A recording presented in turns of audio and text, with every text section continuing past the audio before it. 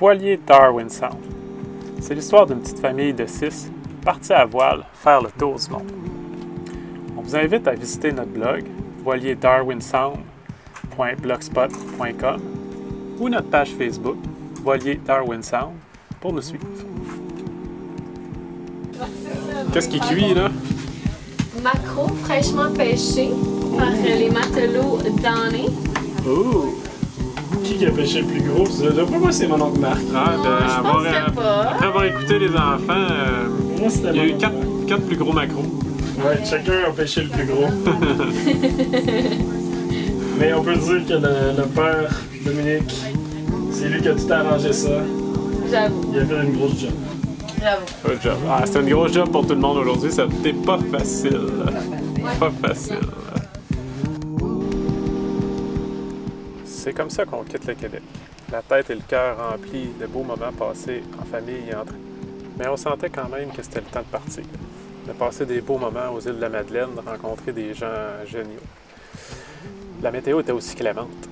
Mais on savait aussi que la Nouvelle-Écosse nous réserverait beaucoup de surprises et ça nous intriguait beaucoup. C'est donc le 24 août, au petit matin, qu'on quitte notre magnifique mouillage d'Arve-Aubert. On passe à bâbord de l'île d'entrée. Beau spectacle avec lever de soleil.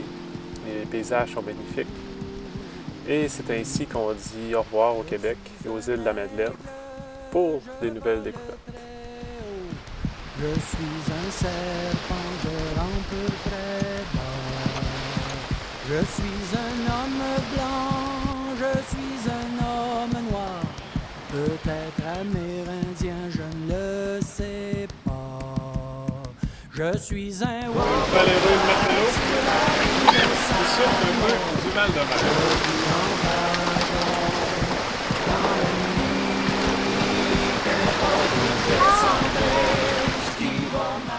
Les eaux entre les îles de la Madeleine et la Nouvelle-Écosse sont peu profondes. Dans les derniers jours, il y a eu des forts vents du sud-ouest qui ont levé une houle dans le même sens. Comme notre direction n'était pas exactement celle de la houle, la navigation était un petit peu inconfortable pour les garçons et on a passé une autre ration de biscuits soda. Malgré tout, après 95 000 nautiques, on voit enfin les côtes de la Nouvelle-Écosse. Notre premier arrêt nous mènera à Ingonish, dans le nord de la Nouvelle-Écosse, Cap-Breton. C'est ici qu'on y débutera notre quarantaine de 14 jours afin de répondre aux exigences de la Nouvelle-Écosse face à la COVID-19. Par la suite, on fera notre entrée dans le magnifique lac Brador, mer intérieure au cœur du Cap-Breton, qui nous permet de passer du nord au sud sans faire le détour par la mer. Fait qu'on s'en va où aujourd'hui? Le nom du mouillage, t'en rappelles-tu? Ah.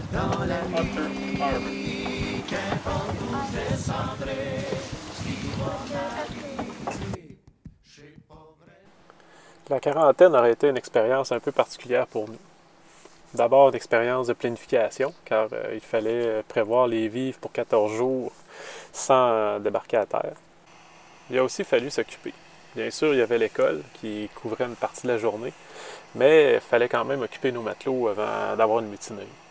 Bien que les paysages en Nouvelle-Écosse sont magnifiques, ça ne suffisait pas toujours à rassasier le besoin de bouger.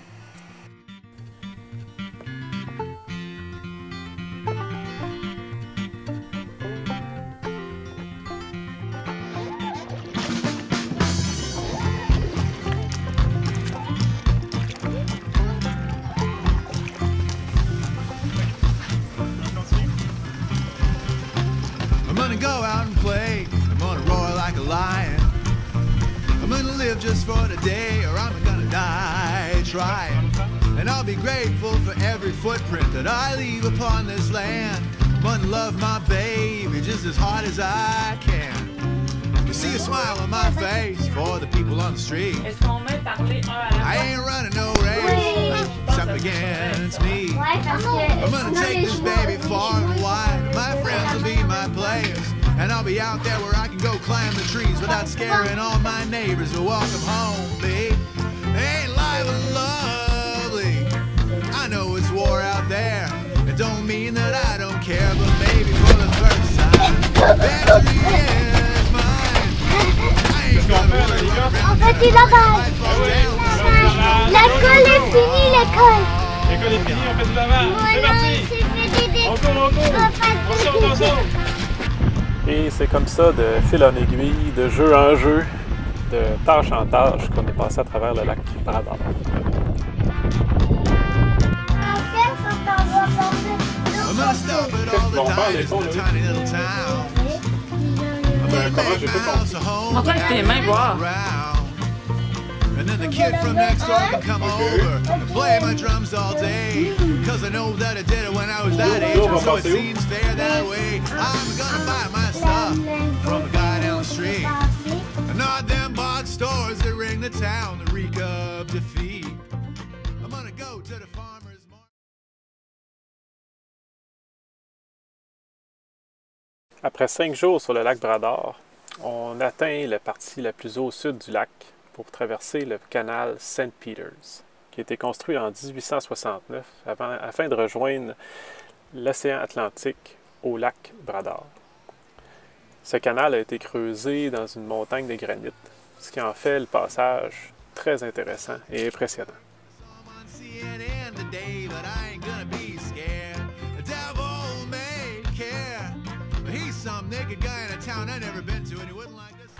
Et on poursuit notre chemin en passant par Descousse sur l'île Madame et en s'arrêtant à plusieurs petits harbours tout le long du littoral de la Nouvelle-Écosse.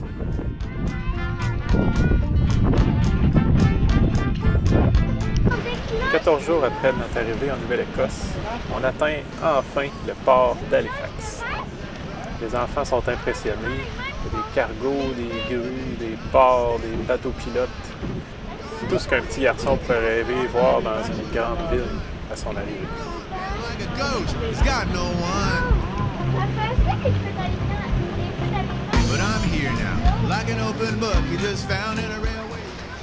Notre arrivée à Halifax marque aussi la fin de notre quarantaine. Enfin, on peut toucher terre. Je pense qu'on a des petits matelots qui avaient bien hâte d'arriver. Puis comment vous vous sentez après avoir fait 14 jours sur le bateau? Est-ce que vous avez besoin de bouger? Oui? Ben, on s'en va bouger. Puis bouger, on en avait besoin. On s'en rendait peut-être plus compte avec l'habitude qu'on a prise, mais finalement, on a marché. On est allé visiter les forts Ives et McNabb sur l'île du même nom.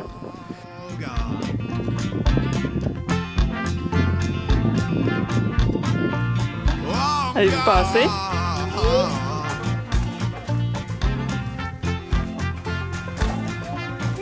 peut entrer dans la maison?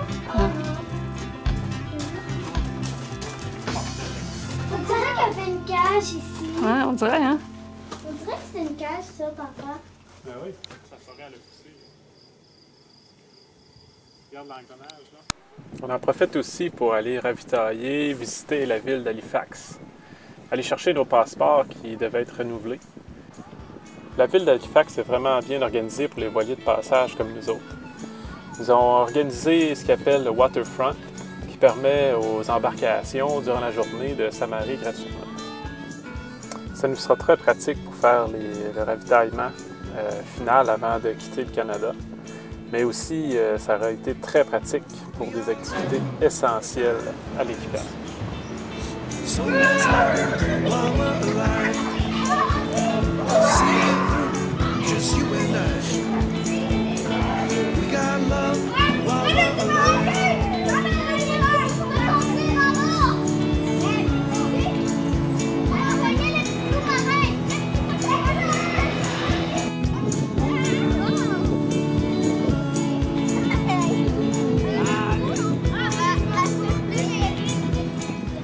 Aussi, lors de notre passage à Halifax, on souligne la journée du 11 septembre.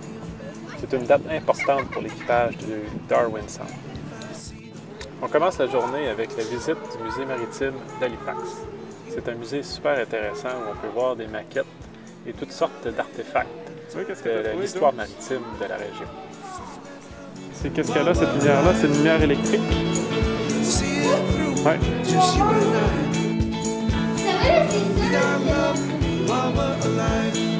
C'est quoi, vous voyez les jumeaux? Ah ouais. Essaye d'ensemble. Mais le 11 septembre, pour l'équipage, c'est surtout la fête de notre plus grand, Liam, qui fêtait ses 9 ans cette journée-là. Bonne fête, Liam! Bonne fête, bonne fête, bonne fête, Liam! Namasté. Ok, c'est fini!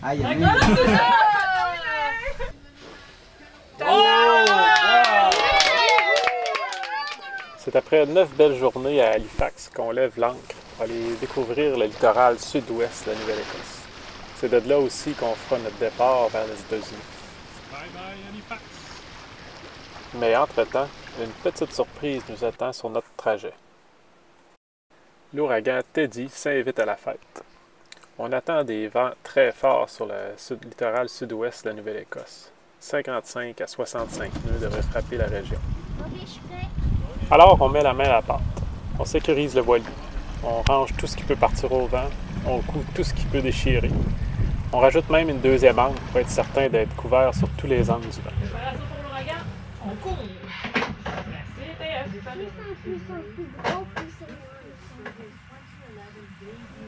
La veille de Teddy, tout est prêt et tout est en place pour y faire face.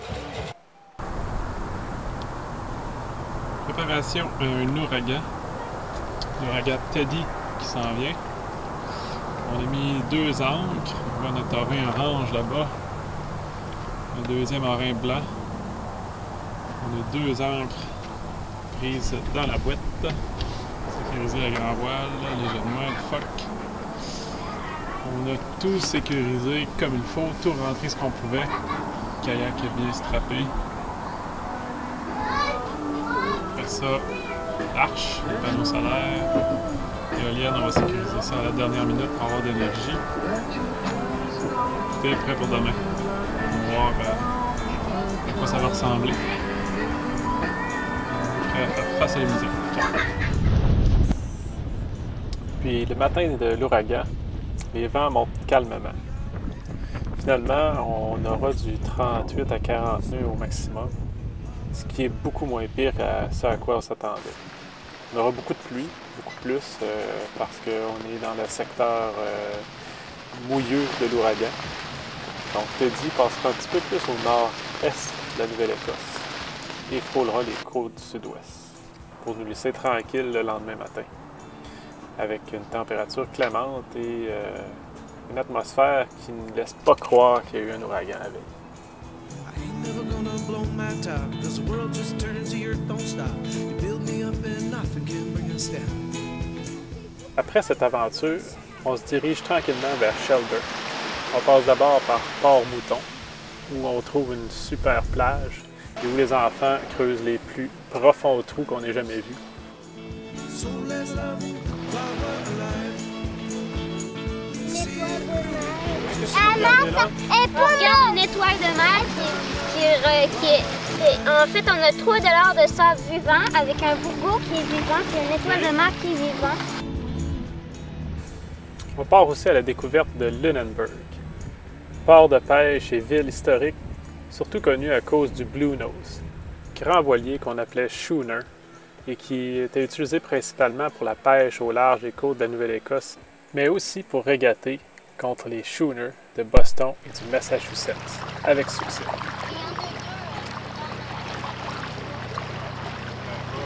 Moi, j'allais vers le blanc ou pas? Vers le bleu? À Lunenburg. Qu'est-ce qu'on fait? On explore. On va vers le Blue Nose aussi. D'accord? Quel bateau? Oui. Ouais.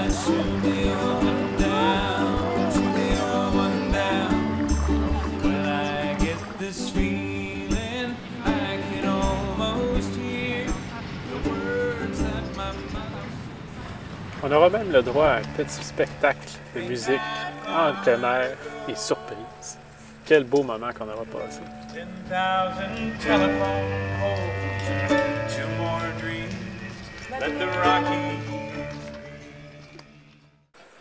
Et c'est comme ça, de petit moment en petit moment, qu'on dira tranquillement au revoir à la Nouvelle-Écosse et au Canada par le fait même. Qu'est-ce qu'on mange, les amis, ce matin? Des crêpes. Qu'est-ce qu'il y a sur nos crêpes? Des bleuets puis des fraises. Des bleuets! Party, des bleuets! Hey, on se croirait au Saguenay-Lac-Saint-Jean. Qu'est-ce que vous faites, capitaine? J'enlève du fil à pêche de l'hélice. Est-ce que l'eau est chaude?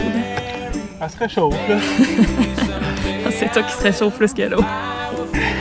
On avait une petite vibration, puis avant de partir pour les États-Unis, on voulait être sûr que tout soit beau, fait que on a envoyé le capitaine à l'eau. Ok, je retourne au travail. Papa, il a vraiment les yeux bleus. Puis c'est comme ça qu'on quittera la Nouvelle-Écosse, à partir de Shelburne, au sud-ouest de la province. Notre prochaine destination, le rivage des États-Unis, Cape May plus précisément. Mais ça sera dans une autre vidéo.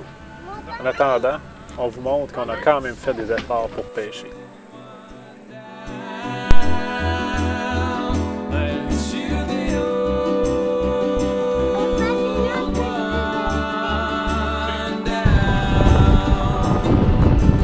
C'est ce qu'on fait de notre quarantaine. C'est dur la vie. On pêche, On est pogné encore. mais on pogne pas. Est-ce que vous avez eu des touches? Est-ce que ça a mordu?